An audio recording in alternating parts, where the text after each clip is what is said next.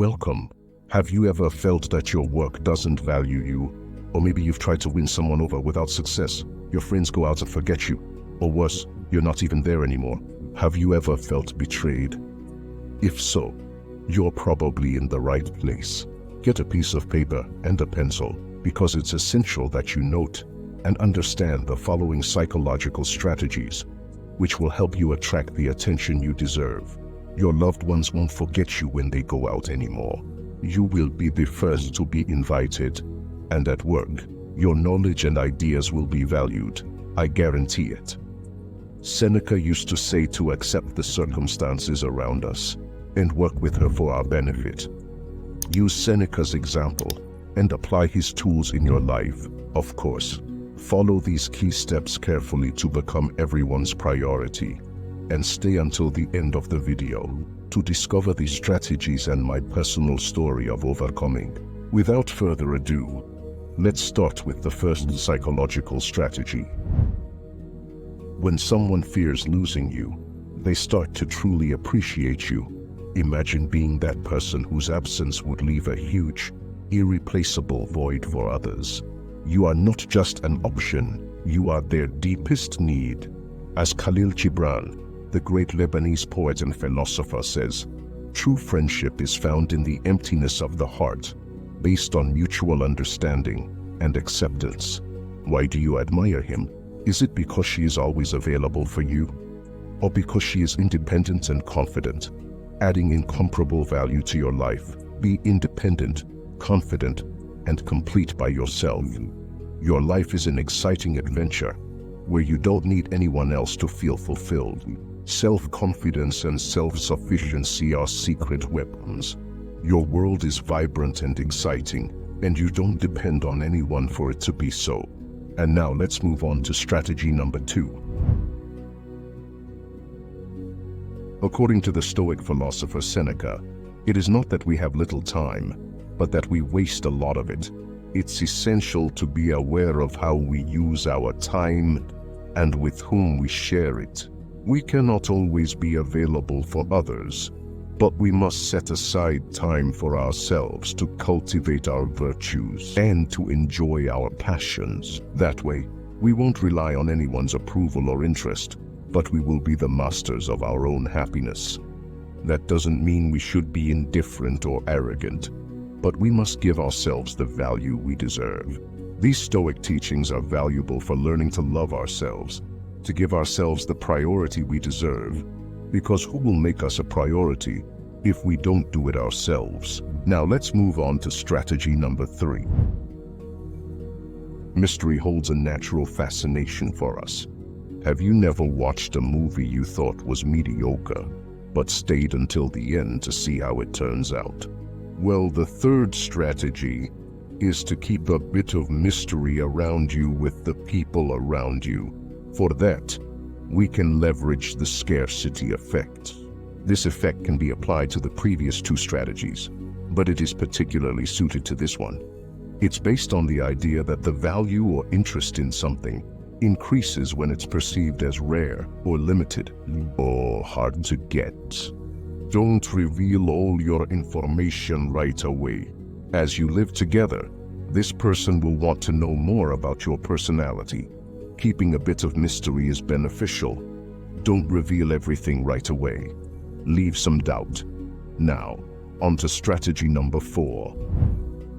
Once you've sparked interest in you, let them invest in you. And what happens next?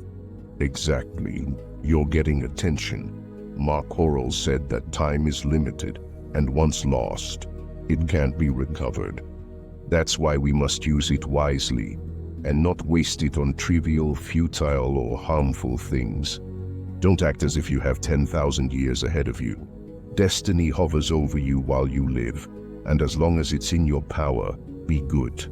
Stoic philosophers considered our time as precious because it is a limited and non-renewable resource. According to them, we must use it wisely and virtuously, avoiding waste, distraction, and procrastination. Let's move on to strategy number 4. Avoid constantly finding yourself in a position where you are not a priority for others. In truth, you cannot control what someone feels for you, but you can control what you feel for yourself. By surrounding yourself with people who truly value you, you increase your chances of being seen as a priority. This step reminds us that self-esteem starts with yourself. Naturally, you attract other people who recognize and appreciate your value. Think about this. You know your worth and accept nothing less than what you deserve. Do not sacrifice your happiness and self-esteem for someone who does not care for you or consider you as they should. Understand that every healthy relationship, whether romantic or friendly, relies on mutual respect and consideration. Do not settle for less. And now, let's move on to strategy number 6. People are drawn to what they can't have. This mindset also extends to relationships. By not making someone the center of your universe, you spark their interest. It's about maintaining some distance, allowing them to desire your presence. When you're not desperate for their attention, you're becoming more intriguing with time. This phenomenon can lead to a change in perception. How can you achieve it? Well, what can our Stoic master, Marcus Aurelius, tell us? Indifference is the most powerful weapon a wise person possesses. He doesn't let himself get carried away by the whims of fate or the passions of others. He knows his happiness depends on himself, not on what others think or do. That's why he doesn't need to be a hero. Why they don't get attached to anyone or seek anyone's approval. Now let's move on to strategy number 7. Over time, philosophy and psychology have studied the phenomenon of human communication from different perspectives and approaches. Some theories suggest that not always initiating a conversation can be a strategy to spark curiosity, the mystery and desire to know more about the other person. However, this tactic can also have negative effects, such as generating distance, mistrust, or indifference. This is where the importance of the psychological approach lies. Don't always seek communication, but also don't neglect the communication between you two. From a psychological standpoint, the human mind is governed by a principle of cognitive balance, which seeks to maintain consistency between attitudes, beliefs, and behaviors. And now, let's move on to strategy number 8. Being ready to take a step back means that we respect ourselves enough to not accept less than we deserve, and that we deeply respect ourselves. Imagine having the strength and self-esteem necessary for you.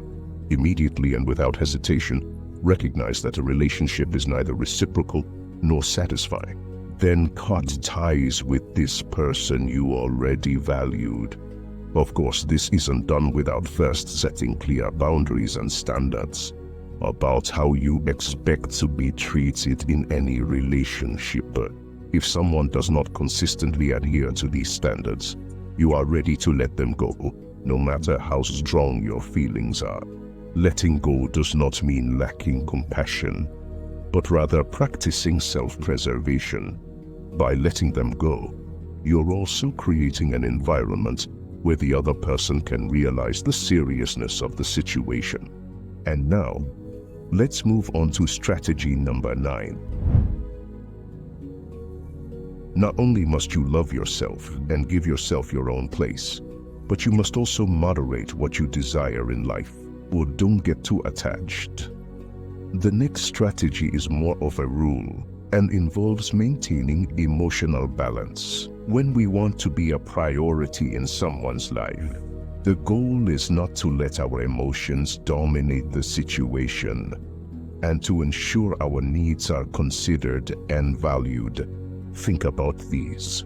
You are like the captain of a ship who steers the helm with firmness, navigating your emotions with elegance, maintaining your emotional balance, which makes it easier for others to value your presence in their lives. You need to find a balance between showing our emotions and staying calm. And now, let's move on to strategy number 10.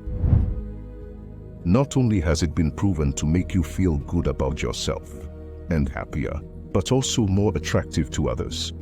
As Seneca said, it is not the one who has little who is poor, but the one who desires much. Generosity is a quality that involves giving without expecting anything in return, to share what we have with others, and to help those in need. Being generous can have many benefits for both you and others, as it improves self-esteem, trust, gratitude, and happiness. Moreover, being generous can make other people attracted to your friendship and love, because it shows that you are a kind, selfless, empathetic, and supportive person.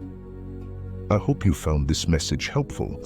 If you enjoyed the video, I'd appreciate it if you could leave a like and subscribe. If you run out of words, just write Stoicism to show you're part of the minority who watched the video until the end. Thank you so much for your attention, and see you next time.